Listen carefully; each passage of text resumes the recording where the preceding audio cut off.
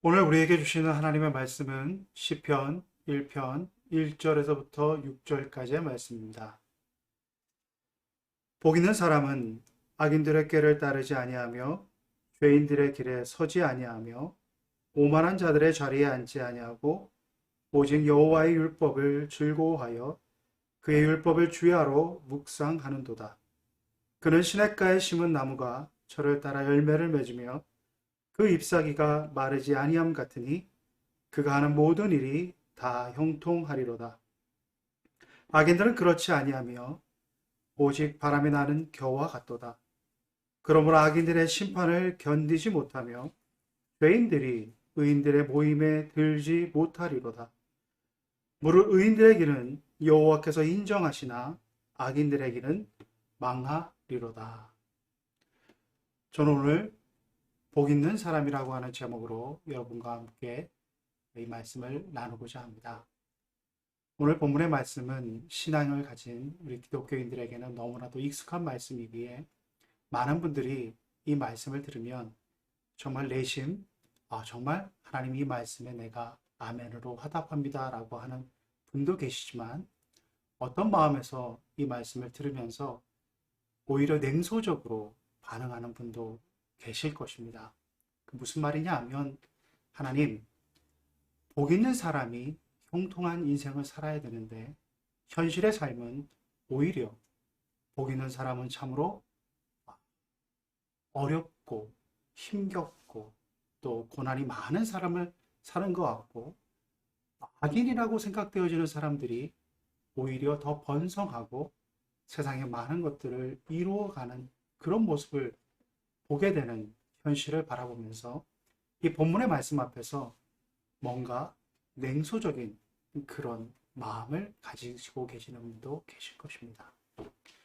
이것은 복을 어떠한 개념으로 생각하느냐에 따라서 그렇게 반응이 나올 수 있다고 생각되어집니다. 복이라고 하는 것을 소유의 개념을 가지고 생각해 보면 우리는 많은 부분에서 신앙의 올바른 길에서 벗어날 수 있는 위험성을 가지게 됩니다. 오늘 본문의 말씀 첫 서두에 시작하는 복이라고 하는 말을 히브리어는 바라크라고 하는 용어를 씁니다. 이 바라크라고 하는 용어를 일반적으로 복에 대한 용어로 사용하고 있는데 오늘 시편 1편 1절에 나와 있는 이 복이라고 하는 단어는 바라크라고 하는 용어를 쓰지 않습니다. 아슈라라고 하는 용어를 쓰고 있습니다. 아슈레라고 하는 용어의 뜻을 설명드리기는 좀 복잡한 면이 있지만 이런 의미를 가지고 있습니다. 너는 참 좋겠다라고 하는 그런 의미라고 하는 것입니다. 어떤 의미냐 하면 너는 참 좋은 집에서 태어나서 좋겠다. 좋은 가정에서 태어나서 좋겠다. 너의 형편이 이렇게 된 것을 보니까 참 좋겠다라고 하는 그런 의미에서 쓰는 히브리어가 아슈레라고 하는 것입니다. 즉 어떤 관계성 속에서 너의 존재가 먼저 주어져 있는 상태를 보면서 참 좋겠구나 라고 하는 그런 의미에서 아슈레라고 하는 단어를 쓰는데 오늘 이 본문의 말씀 이 복 있는 사람이라고 하는 이 말씀의 복 이것은 바로 저와 여러분이 하나님과의 관계에서 이제 부름받은 자로서 하나님과의 관계성 속에서 하나님의 택함 받은 백성으로서 죽음에서 생명으로 인도함 받은 자로서의 그 관계성 속에서 하나님 앞에서 너는 참 좋은 사람이구나. 너는 참 좋겠다. 라고 하는 그런 의미에서의 복이라고 하는 것입니다. 내가 너무 많은 것을 소유하고 내가 많은 것을 누리는 그런 의미에서의 내가 참 복되도다. 그런 사람이 복 있는 사람이다. 라고 하는 그런 의미로 쓰여진 이 복이라고 하는 용어가 아니라 하나님과의 관계에서 하나님의 백성이기에 그러한 하나님이 백성이기에 너는 참 좋겠다. 라고 하는 그런 의미에서 이 아슈레라고 하는 단어를 쓰면서 복 있는 사람은 이러한 사람이다. 라고 하는 것을 오늘 본문의 말씀은 말씀해 주고 있다라고 하는 것입니다. 복 있는 사람은 어떠한 사람인가요? 오늘 본문의 말씀은 악인과의 삶과 대립시켜가면서 복 있는 사람의 삶을 말씀해 주고 있습니다.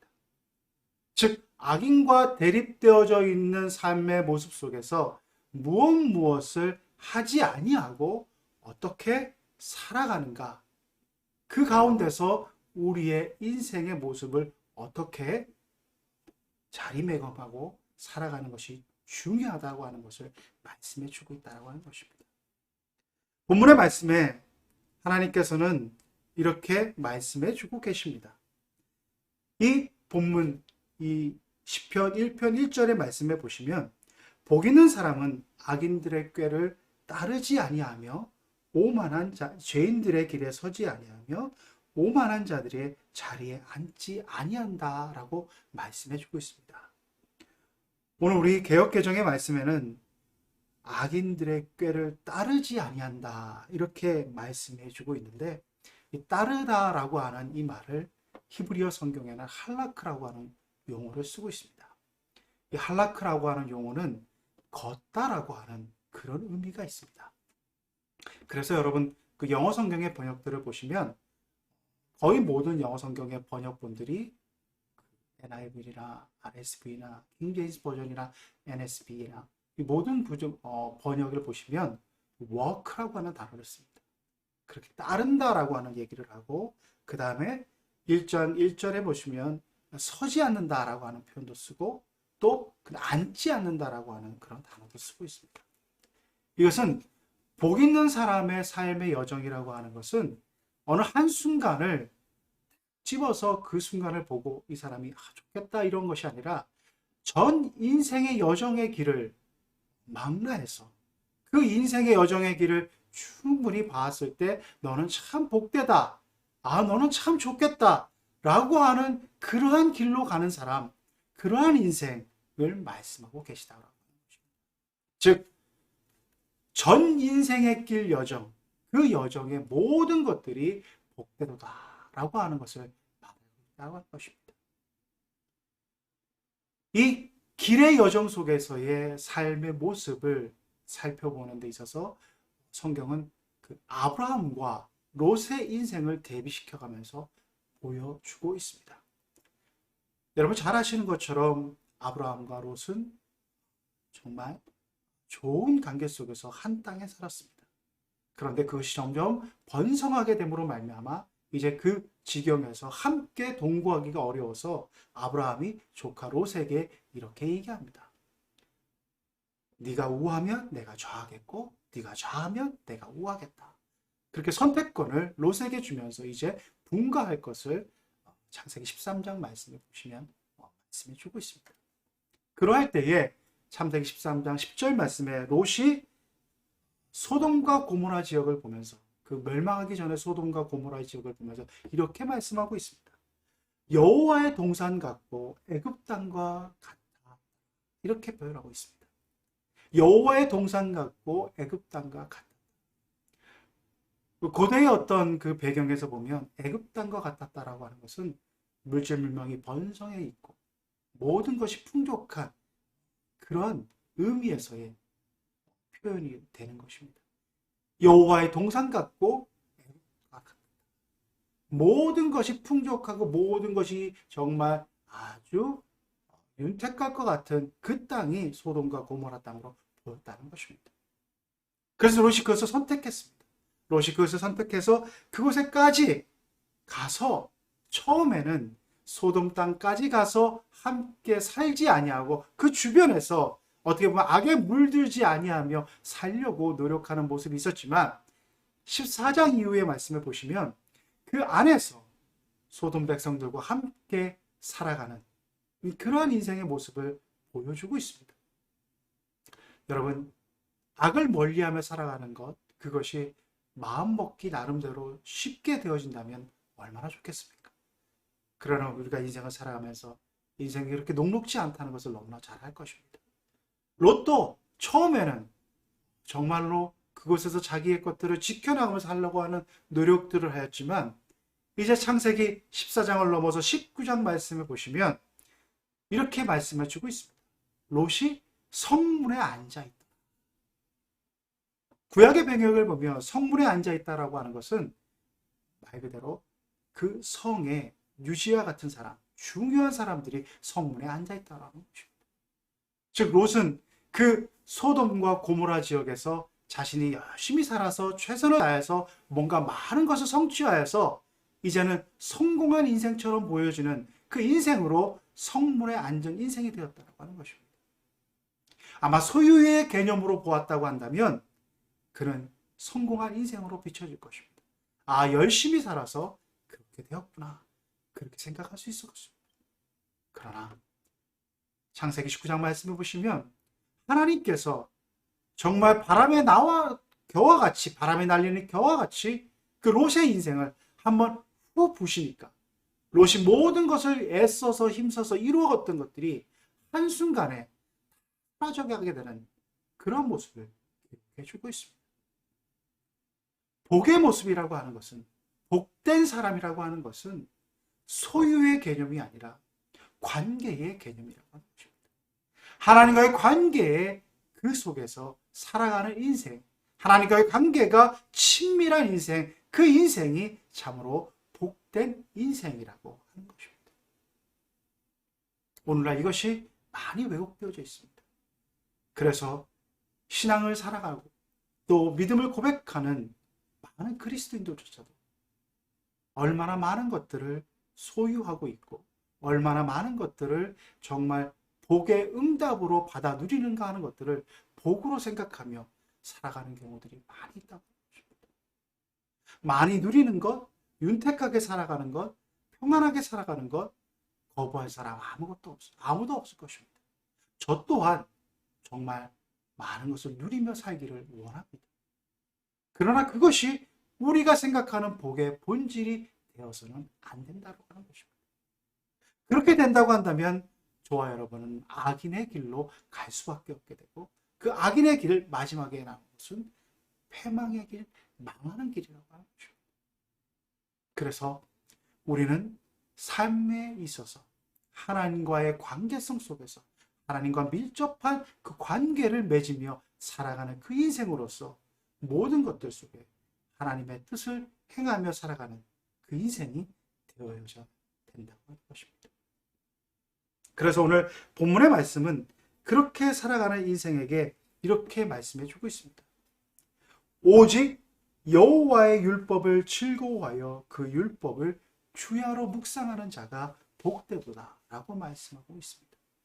즉 하나님과의 올바른 관계성 속에 살아간다라고 하는 것은 하나님의 율법, 하나님의 말씀을 주야로 묵상하며 살아가는 삶이라고 하는 것입니다. 여기서 주야라고 하는 것은 이 낮과 밤이라고 하는 것을 여러분 문자 그대로 생각해서 24시간 하나님의 말씀을 듣고 하나님의 말씀을 생각하고 하는 것, 물론 그런 태도로 살아가는 모습 귀하다고 볼 수 있겠죠. 그러나 여기서 주야라고 하는 것, 낮과 밤이라고 하는 것은 문학적인 의미가 내포되어 있다고 하는 것입니다.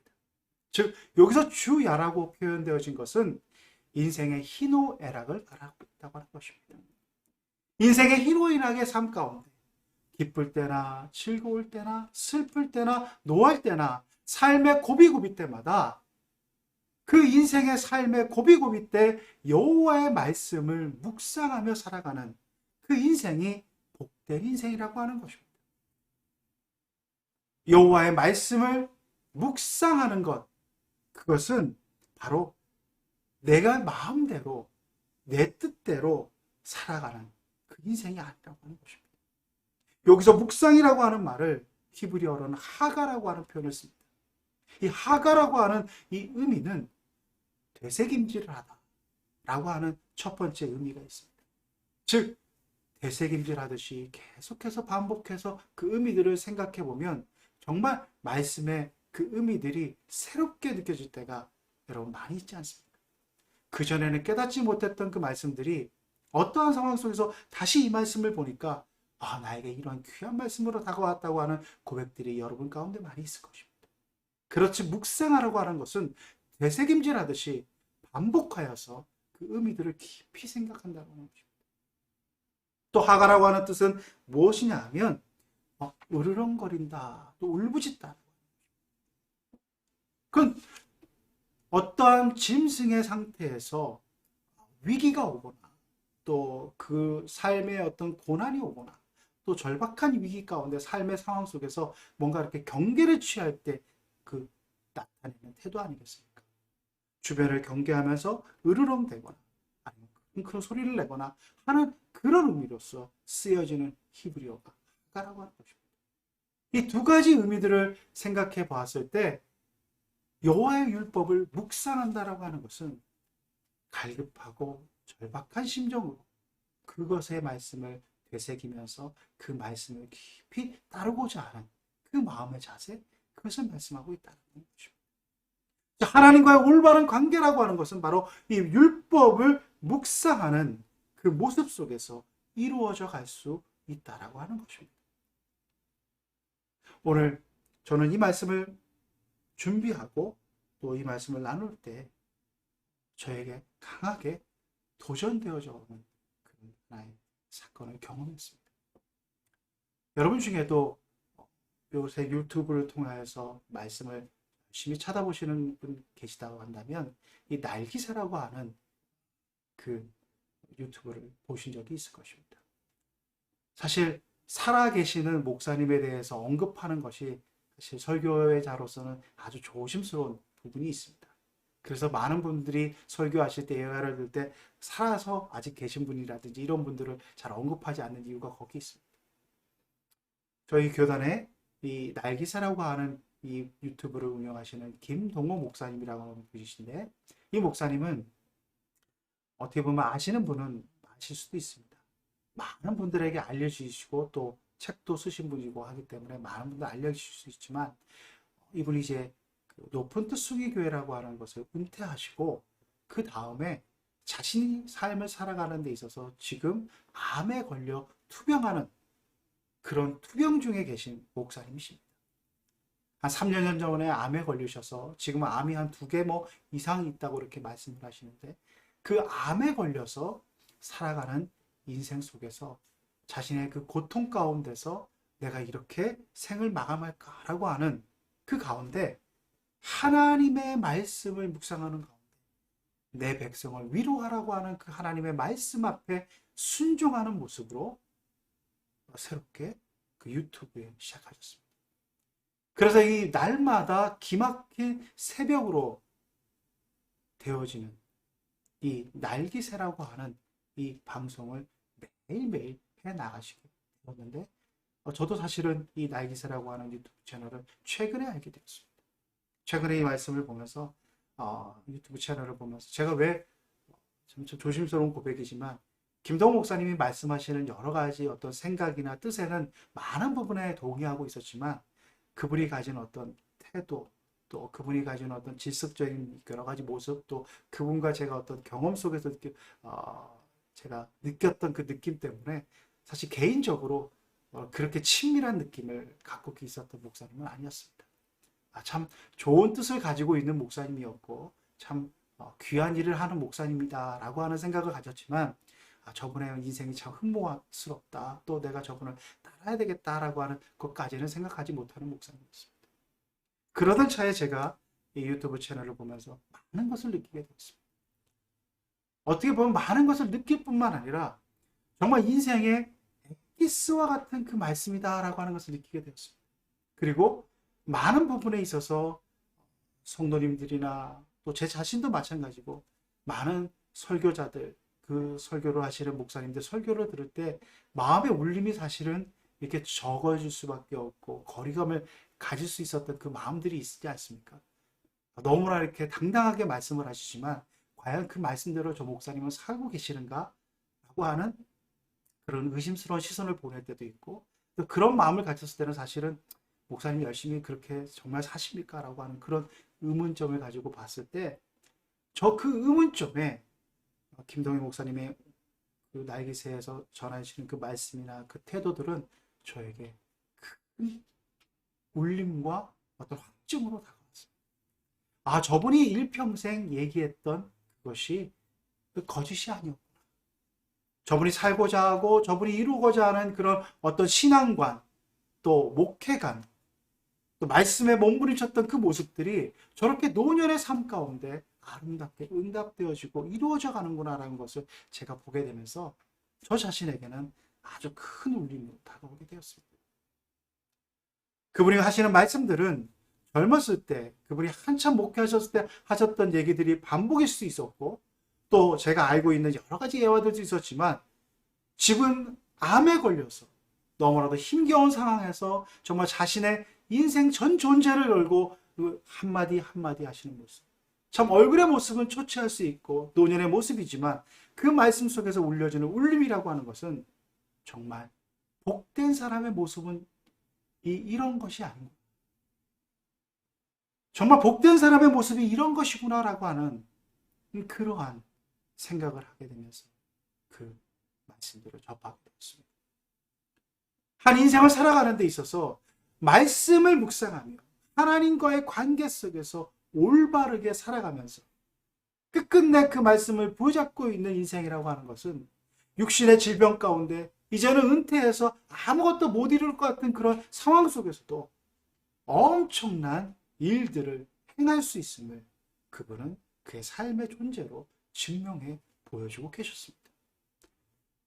지금은 그분의 유튜브를 구독자만 20명이 넘었고요. 제가 이렇게 조사를 해보니까 최대 조회수가 한 30만 명이 이상이 보는 그런 조회수를 기록하고 있는 영상도 있었습니다. 그분이 목회하셨을 때는 한 5천여 명 이상이 되는 그런 목회를 하시는 그곳에서 성도들이 들었던 말씀을 이제는 세계 어느 곳에서나 정말 수십만 명의 사람들이 그분의 설교를 들으면서 감동하고 말씀의 은혜를 가운데 있는 모습을 보면서 와, 정말 말씀을 묵상하며 하나님과의 올바른 관계 속에서 몸부림치며 그 관계를 유지하면서 인생을 살아가는 그 인생의 노년의 모습이 얼마나 귀하고 아름답고 또 얼마나 정말 하나님 앞에 존귀한 자로 쓰임받는다라고 하는 것을 다시 한번 깨닫게 되었습니다. 여러분, 복 있는 사람을 어떻게 생각하십니까?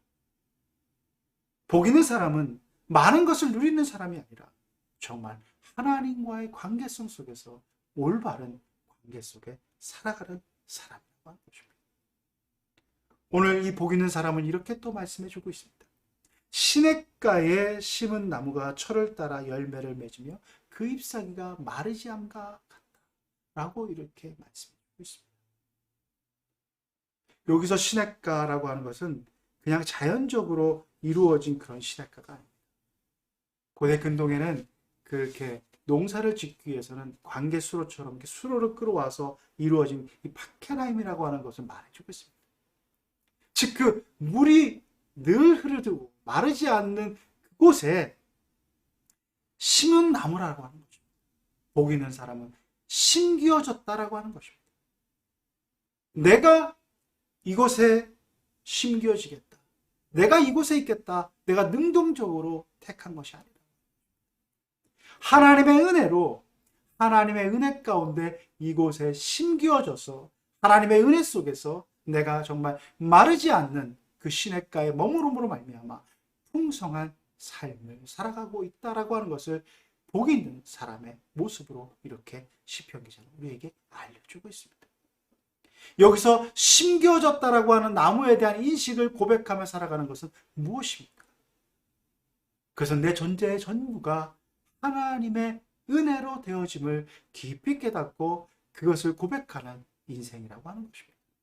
나의 나됨은 내가 이것을 이루기 위해서 얼마나 노력했고 내가 이것을 이루기 위해서 많은 것을 성취했기 때문에 내가 이렇게 됐습니다라고 하는 것을 말하는 것이 아니라 이 모든 것이 하나님의 은혜임을 날마다 고백하며 겸손히 하나님의 은혜 앞에서 살아가는 그 인생이 복된 인생, 시냇가에 심겨진 나무와 같은 그런 인생이라고 말씀하고 있다. 저와 여러분의 삶 가운데서 바로 이렇게 하나님과의 올바른 관계, 그 올바른 관계 속에서 일평생을 말씀을 주야로 날마다 정말 어떠한 상황 속에서도 그 말씀 가운데 하나님의 뜻이 무엇인가 되새기며 정말 갈급한 심령을 가지고 묵상하며 살아가는 그 인생. 그 인생 속에서 하나님께서 우리를 참으로 하나님의 시냇가에 심겨줬기에, 심어주셨기에 그것에 늘 감사하며 살아가는 그 인생, 그것을 고백하며 살아가는 저와 여러분의 인생이 되었을 때, 그것은 누가 뭐래도 복 있는 삶이며 누가 뭐래도 하나님으로부터 인정받을 수 있는 삶이 될 수 있다고 하는 것을 여러분 깊이 마음에 되새기시면서 저와 여러분의 이제 2022년의 인생이 정말 복 있는 사람으로서의 삶을 살아갈 수 있기를 간절히 바랍니다. 함께 기도드리겠습니다. 아버지 하나님, 얼마나 많은 것들을 가지려고 우리가 애쓰고 힘쓰는지 모릅니다. 이 세상을 살아가면서 다른 사람들과 비교하기도 하고 좀 더 많은 것을 갖고자 애쓰고 힘쓰는 것에 대해서 정말 남을 짓밟고 남 위에 서고자 하는 것에 대해서 부끄러워하지 아니하고 또 그것이 당연시 여기는 마음으로 어떨 때는 너무나도 뻔뻔스럽게 인생을 열심히 살아간다고 자부하며 살아가고 있는 우리의 모습이 아닌지 한번 생각해 보게 됩니다. 하나님, 우리 모두가 참된 복된 삶을 깊이 깨달아 알 수 있게 해주시고 하나님과의 올바른 관계 속에서 살아가는 복된 삶, 하나님의 말씀을 주야로 묵상함으로 말미암아 그 말씀 가운데 하나님께서 시냇가에 심겨진 나무같이 마르지 않는 은혜로 속에서 모든 것이 하나님의 은혜임을 고백하며 진정으로 주변의 많은 사람들에게 복된 사람으로서의 올바른 증거가 되어줄 수 있는 우리 모두가 되어줄 수 있도록 하나님 역사하여 주옵소서. 이 모든 것 우리 구주 예수 그리스도 이름으로 간절히 기도드리옵나이다.